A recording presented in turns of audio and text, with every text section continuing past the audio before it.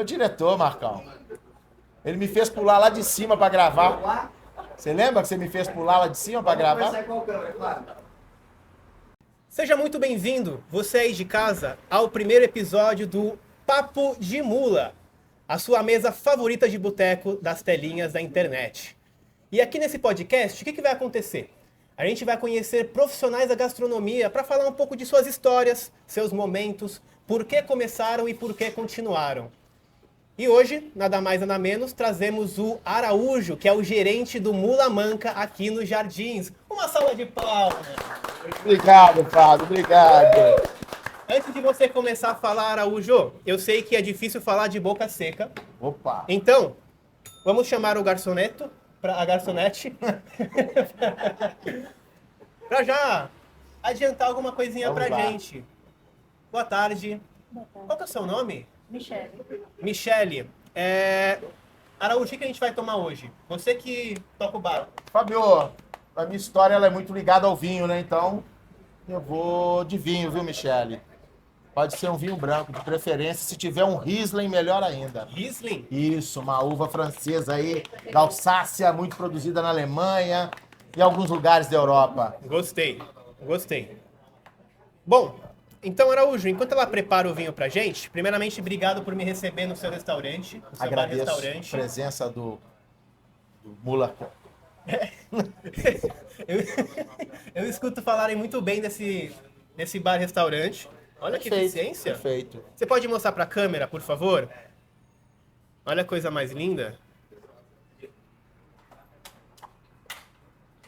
Eu estou animadíssimo para tomar um vinho com sommelier, tá? Porque não boa. é sempre que eu tenho essa oportunidade. Então eu tenho várias perguntas que eu tenho certeza que o pessoal aí de casa também tem essas dúvidas que eu terei. Estamos aqui. Mas antes de falar de vinho, Araújo, eu queria saber quem é Araújo? De onde você veio? Para onde você vai? Como tudo começou? Fábio, onde eu vim é fácil, né? Sou uai. Sou mineiro, Belo Horizontino, né? Saí de Belo Horizonte em começo dos anos 2000 para São Paulo, tá? Agora, para onde eu vou, espero que seja um lugar muito bonito, né? Que legal. Eu planto isso, né? Busco ir para lugares legais, bacanas, com pessoas bacanas como você, como a plateia, tá? Como a turma do Mula, a família que eu adquiri, tá? Posso falar do vinho? Vai servir? Por favor. Esse é um Riesling, né? Eu vi pela apresentação, Riesling húngaro, né? A Hungria produz bons brancos e bons vinhos de sobremesa. Mostra para aquela câmera ali, ó. Ele vai mostrar. Pode chegar pertinho dela. Ali. Boa. Tá? Então, assim, para falar de mim, né? Nada melhor do que falar começando com vinho. Que o vinho, ele faz parte da minha história. O vinho me tirou de um cenário de vida e me trouxe para outro. Como assim? Pega um rapaz de periferia, Belo Horizontina, que é acostumado a comer arroz e feijão, né? Nada contra, eu amo arroz e feijão até hoje, mas me leva a lugares que eu não imaginava, né? O vinho me tira de um atendimento de fast food e me leva para o Vecchio Sonho, meu primeiro restaurante de trabalho como auxiliar de sommelier, Legal. para conhecer vinhos feitos de uva viníferas, profissionais que se dedicam, né, para a gastronomia, e muda meu patamar completamente de vida, né? Eles me falaram que eu ia beber vinho, comer bem e viajar. Pô, amei a ideia. Tô Aí aí não até tem hoje. como, né? Não tem como. Esquece. Tá perfeito, pode servir, Michele. Mas como que você descobriu que o vinho estava bom só sentindo os aromas dele? Isso é possível? É possível, Fábio. Só duas coisas são que prejudicam o vinho, vamos dizer assim. Tá? A oxidação, que é o excesso de oxigênio que vai passar pela rolha e vai entrar no vinho em contato com o produto em excesso, ele vai oxidar. Oxigênio, água e minerais oxidam. E o buchon, que é um fungo que dá na rolha. Mas como eu escolhi um vinho Screw Cap, né, que é uma tampinha de metal, ele não oxida, não está aberto, não tem contato com oxigênio. Esse oxigênio da garrafa, em torno de 2 centímetros, é suficiente para amadurecer e fazer amadurecimento do vinho. O buchon não vai ter, porque não tem rolha, né? Não tem cortiça. Então não vai ter a bactéria. Então, o vinho em repouso, sem você girar a taça, você vai sentir os aromas dele. Se tiver algum defeito ali de inicial, você vai sentir. Depois disso, eu vou girar para abrir o leque de aromas. O álcool é volátil, ele vai trazer o leque de aromas. Então, agora eu vou apreciar os aromas desse vinho. Então, a gente já começou com um tutorial de como degustar vinhos com o sommelier formado, tá, pessoal? Prestem atenção. Vou te acompanhar, tá? Se eu fizer alguma coisa errada, você me corrija, por gentileza. Eu tomo sua taça de vinho.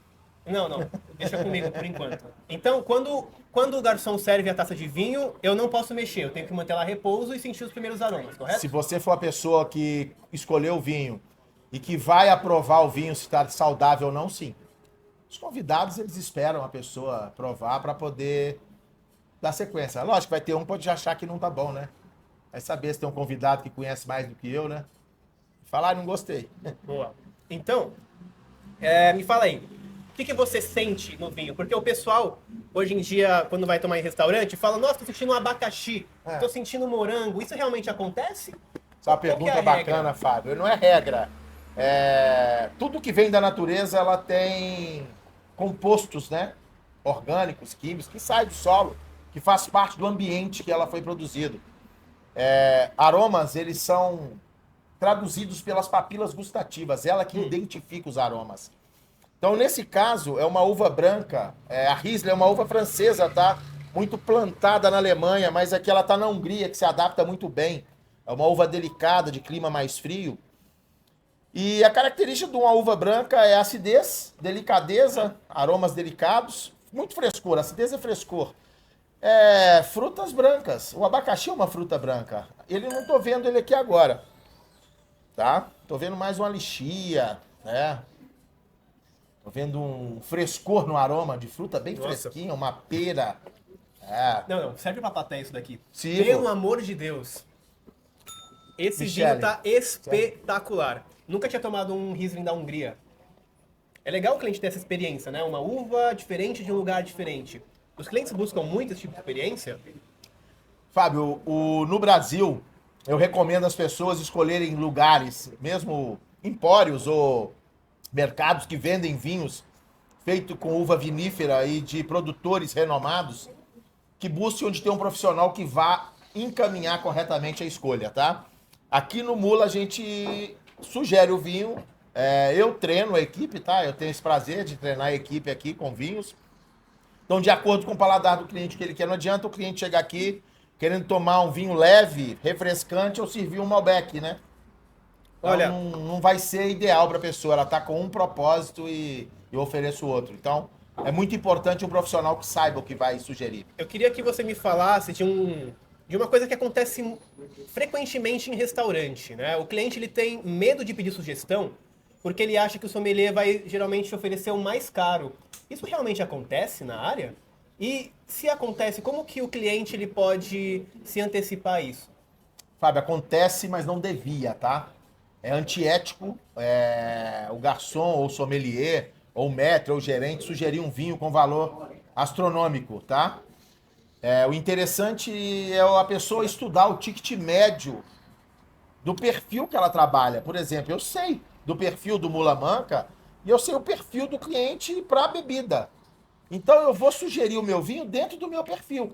Hoje, no cenário paulistano, o perfil de vinho vai ser de 120 a 300 reais. Entendi. Eu acho que está dentro de um padrão aceitável para esse nicho que nós estamos, para esse perfil de cliente. Se a pessoa arrisca sugerir um vinho muito caro, ela também tem que estar preparada para o cara falar, não gostei. E se a pessoa não gostou da sua sugestão, você tem que recolher e arcar com esse prejuízo. Então, se o cliente no restaurante fala que não gostou do vinho na hora da prova, o restaurante ele tem que trocar o vinho? É ético. É ético porque a sugestão foi do profissional. Então, por isso que o profissional tem que estar muito preparado para identificar o que a pessoa quer. E não adianta eu sugerir um vinho, a pessoa quer tomar um vinho leve, macio, eu sugiro um Amarone austero e pesado, ou um Barolo com muito tanino. Então, o profissional em serviço, eles têm que saber o que sugerir. Agora, quando o cliente escolhe o produto, muda a concepção. Se a pessoa escolheu, assim, eu troco o vinho a partir do momento que não seja um vinho astronômico também, né? É muito chato a pessoa chegar e escolher na carta um vinho de R$ 1.500 a R$ 2.000 e depois de aberto falar que tá ruim. Assim, a maioria, eu nunca deixei de trocar, não vou mentir pra tu, Fábio. As casas que eu trabalhei, todas arcam com isso, né? Preferem não debater com o cliente o assunto, mas tem muito cliente antiético que quer fazer isso por graça, né? Então a gente evita, a gente toma o vinho lá atrás nos bastidores, dando risada da cara dele, falando obrigado pelo vinho, né? Muito Que é o bom. jeito, não posso fazer comida com vinho de R$ 1.500, né? E Araújo, eu separei uma pergunta aqui que é Eita, muito bomba. frequente entre quem gosta de vinho ou não. É até um mito, assim. Rolha ou screw cap? O pessoal tem preconceito de tomar vinho de screw cap que fala que é de má qualidade. Isso é verdade? Realmente acontece? Fabio, vai ter rolha de má qualidade e screw cap de má qualidade. A pessoa tem que aprender a pesquisar e estudar quem produz. Tá? Os produtores são os responsáveis pela qualidade do vinho. Então, um grande produtor ele vai ter vinho caro, mas ele precisa de vinho barato para pagar a conta. O vinho caro não paga a conta da vinícola, quem paga são os baratos. Screw cap, para mim, é um achado, uma pesquisa de uma universidade, que eu esqueci o local agora, não lembro se é Estados Unidos ou Austrália, não lembro, certo, de onde foi, mas ele, para mim, é sustentável, honesto e atende aos vinhos que não vão envelhecer em longa guarda. A rolha cortiça, ela é feita para envelhecer vinhos de guarda. E os vinhos de guarda são 5% da produção mundial. Então, é legal o screw cap. Eu, Araújo, sou totalmente a favor. E as rolhas vão viver muito aí, as cortiças, né? O sobreiro, né? Que é a árvore das rolhas, para produzir grandes vinhos. Então, Araújo confirma, é mito. Podem tomar vinho de screw cap sem problema nenhum. Mas olhem a data ali para ver se não tá muito... Me corrija, por favor. Não, vamos lá. Eu vou dar um exemplo. Tem produtores na Nova Zelândia. A Nova Zelândia é um exímio produtor de vinhos tintos, principalmente de Pinot Noir, vinhos brancos de Chardonnay, de Riesling e de Sauvignon Blanc. E eu já tomei vinhos da Nova Zelândia, não vou falar o importador, apesar de ser meu amigo, ele já sabe que eu tô falando dele, com mais de 12 anos de vida, no screw cap, perfeitos e caros. Então, isso é um mito, tá? Então estudem certinho, pessoal, antes de comprarem qualquer vinho. Né? Com certeza. E quantos anos você tá na gastronomia, Araújo? Maluco, eu comecei num trailer de lanche em 94, na Copa do Mundo, com um amigo, Reginaldo, falar o nome dele, muito amigo, faleceu há pouco tempo. Ele montou um trailer e eu parado, o molecão me chamou para ir pra chapa. Aí quando eu caí na chapa, trabalhando com ele, eu fui para atendimento, falei, pô, meu, nasci para fazer isso aqui. Aí o vinho te picou e você foi pra Não, o alta vinho veio gastronomia. depois. O vinho foi um amigo. Eu trabalhando numa fast food, um sommelier renomado, Benedito Filho, não está em São Paulo hoje. Um abraço, viu, Benê? Ele me conheceu nesse fast food e me convidou para se auxiliar no Vecchio Sonho. Uma casa renomada de Belo Horizonte, que era do mesmo Biagio, e tinha um sócio chamado Ivo Faria, que depois se tornou o dono, o proprietário. Ali Legal. começa minha vida com vinho. Ali que eu aprendi a comer caviar e tomar champanhe. E você já atendeu algum famoso assim, muito famoso, que você ficou nervoso na hora? Tem alguma história dessa pra contar? Ô, Fábio, eu atendi no começo, eu ficava nervoso. Vocês podem não acreditar, mas eu era tímido, muito tímido. Duvido. Eu era muito tímido. Cara, é verdade, meu. Eu fui arrumar a primeira namorada velho já, cara. Eu era muito tímido. Muito tímido mesmo. Mas aí eu, com pouco tempo, eu me soltei e atendi bastante famosos, meu. Muitos, muitos, mas graças a Deus, sempre fui tranquilo em atendê-los, né? Sempre fui discreto, nunca fui pedir pra bater foto com o famoso. Eu até brinco com os meninos aqui, é o famoso que pede pra bater foto comigo. Pelo atendimento. A pessoa acha que é tiração de sarro, mas não, pelo atendimento. O cara fala, vem, vamos bater uma foto. Aconteceu com o Ed Celular, vou falar o nome dele, sou fãzaço. Tem uma foto na casa da minha mãe com ele. Que ele bateu uma foto comigo. Gilberto Gil bateu uma foto comigo, também tem. Você sabe É uma que honra. Você sabe que eu gosto de fazer cortes, né? Você Aham. tem alguma história que é, sei lá, legal pra aparecer num corte aqui do Papo de Mula? Caramba, você quer me ferrar, né? Não precisa falar nome. Não precisa falar nome, lugar, mas Meu, passa o contexto da história pra gente. eu vou falar uma só, tá? Tem mais de uma, vou contar uma. Eu era molecão, tá? Sommelier jovem, foi meu primeiro trabalho como sommelier. A casa chamava Labrate, vou falar, porque era do Vecchio Sonho também. Eu saí de auxiliar do Vecchio Sonho e fui se tornar o sommelier do Labrate. Então já estava assumindo uma casa, né? Isso era muito bom. Só que ela ficava num hotel, né? Da Rede Promenade, em Belo Horizonte. Nem tem a casa lá mais. E eu fui fazer o room service. Fui pro serviço de quarto, meu. Vai, eu servi um vinho no quarto. Chega lá um ator famoso gravando, época novela na Globo. Quando eu chego na porta, ele dá um sorriso e me puxa pra dentro. Puta que pariu. Foi difícil sair. Cara, não, mas aí, o que aconteceu nesse quarto? Conta pra gente. Fábio, aí acontece o seguinte, o profissional ele tem que ser muito sábio nessa hora, porque você tá trabalhando... É muito habilidoso, né? Você não pode constranger também a pessoa, porque isso pode virar contra você. Então eu fui muito elegante, muito simpático, levei na brincadeira, aí conversei, falei, tô a trabalho, não posso, vou servir seu vinho, eu tenho outros quartos para servir. Tinha nada, eu tava correndo, né? Cara, mas isso acontece. É que você falou dessa história com uma cara tão de apaixonado, assim. Não, apaixonado pela profissão, pela habilidade de saber lidar com a situação, tem que ter habilidade. Tá, ele deixou caixinha, pelo menos? Deixou nada, munheca de samambaia. Tá na caixinha. Você vai sentar aqui, Muxiba. Muito bom. E na operação do restaurante, já aconteceu alguma briga, alguma loucura assim que te marcou nessa vida de gerenciar casa, sommelier? Porra, até arrupio, ó. Vou contar uma pesada aqui, vem a pedrada, hein? É a pedrada mesmo. No próprio Labrate, vai ser duas do mesmo lugar. Eu era sommelier e o maître de lá, não vou falar o nome, porque eu não gosto dele, não vou dar foco pra ele, ele vai saber que é ele. Ele parece que tinha ciúme, porque eu sempre fui um cara extrovertido, sempre conversei bem com os clientes. Sempre cativei bem, sempre atendi bem. Isso é um dom que eu tenho. E ele teve muito ciúme disso. Aí nós dois dentro do salão, já tinha acabado o horário de almoço para intervalo, lá fechava no intervalo. Aí ele falou um negócio comigo, eu falei, vou continuar fazendo meu trabalho e pronto. Quando eu virei de costas, ele me deu um soco na cabeça. Tá de brincadeira. Não, sério. O cara riu ali ainda, ó. Mas sério, mas Deus é tão maravilhoso, quando ele me dá o soco, o dono da casa entra e vê a cena. Aí, na hora que ele vê, infelizmente, ele perdeu o trabalho, né? E eu olhei pra ele e fiz assim, se fudeu. Tchau pra você, fui embora e segui minha vida.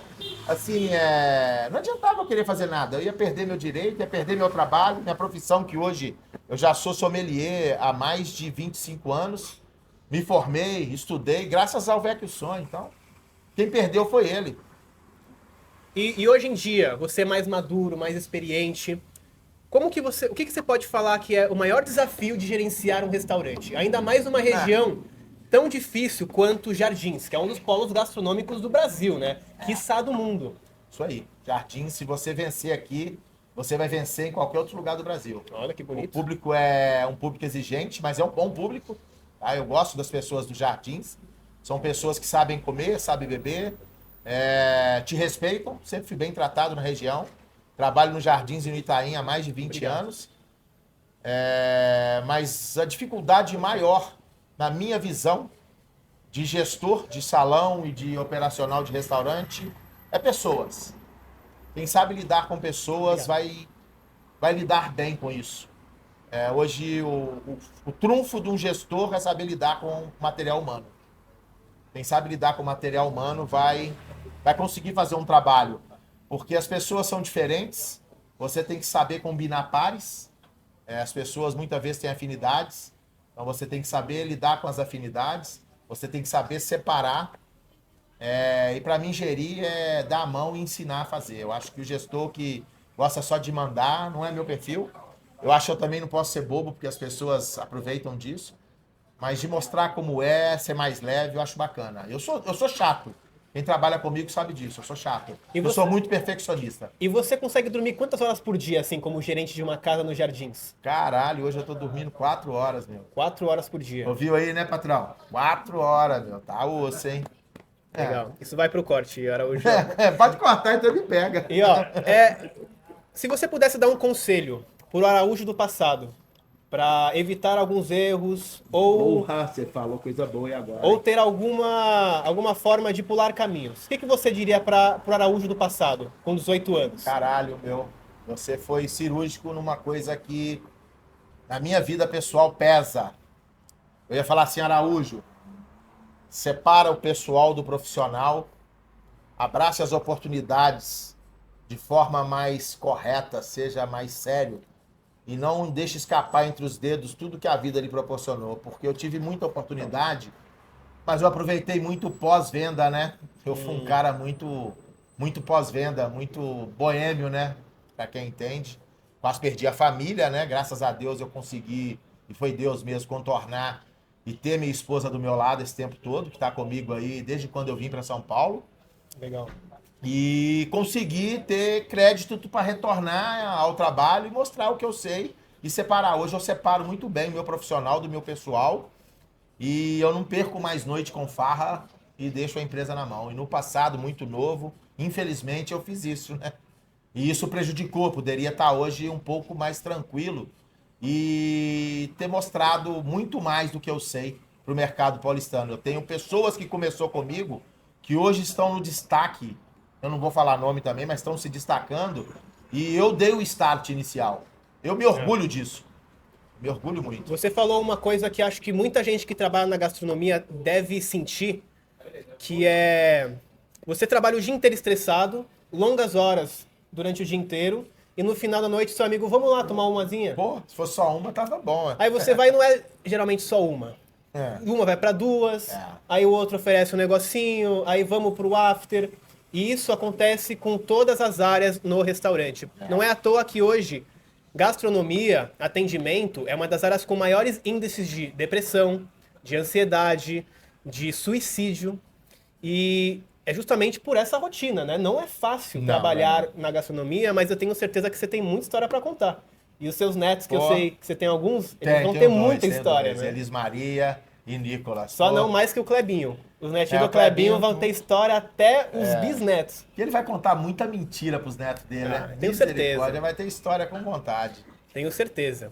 E Araújo, assim, eu queria agradecer o seu tempo aqui comigo. Obrigado, agradeço. Você ainda vai estar junto da gente conhecendo pessoas da gastronomia, grandes chefes aí que eu não posso contar, mas que já estão aí marcados para vir aqui com a gente, Se para quiser vocês me chamar, eu quero conhecer. participar, ué. Não, com certeza. Pô.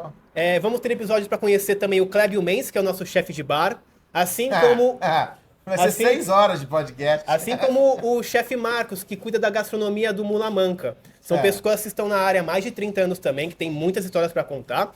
E futuramente outras pessoas bem legais aí pra gente conhecer, tá? Mas a princípio eu queria fazer um brinde, Opa, vamos lá. agradecer por esses seus Eu momentos agradeço. e viva ao Mula Manca! Ó, Mula Manca. Tá o cara, caralho. Boa! Faça bolsonaro hoje agora.